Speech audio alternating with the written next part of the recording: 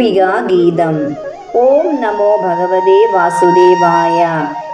വന്ദേ മദനഗോപാലം രാസലീലാസമുദ്യതം യമുനാപുളിനാവാസം ഗോപീജനസമാവൃതം.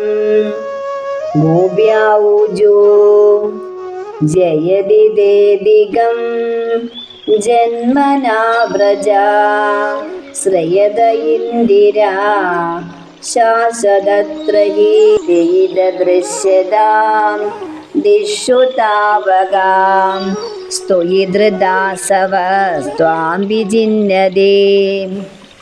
ഭഗവാൻ ജനിച്ചത് ഗോപകുലത്തിലല്ലെങ്കിലും അങ്ങനെയാണല്ലോ ജനങ്ങൾ ധരിച്ചിരിക്കുന്നത്. ജനിച്ചത് അവിടെ അല്ലെങ്കിലും ഭഗവാന്റെ സാന്നിധ്യം കൊണ്ട് തന്നെ അവിടെ ശ്രീ ഭഗവതിയുടെ വാസസ്ഥലമായി തീരുന്നു. ഭഗവാനിലാണ് ഗോപികമാരുടെ ജീവൻ നിലനിൽക്കുന്നത്. അതിനാൽ വേഗത്തിൽ ദർശനം നൽകിയില്ലെങ്കിൽ അവർക്ക് ജീവഹാനി തന്നെ സംഭവിച്ചേക്കാം എന്നാണ് സൂചന. താവക എന്ന പദം കൊണ്ട് അവർ ഭഗവാന്റെ സ്വന്തമായി കഴിഞ്ഞുവെന്നാണ് ഗോപികമാർ പറയുന്നത്.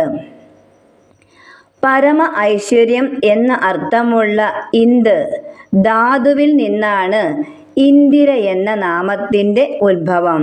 സർവം കൃഷ്ണാർപ്പണമസ്തു. ഹരേ ഗുരുവായൂരപ്പാ ശരണം.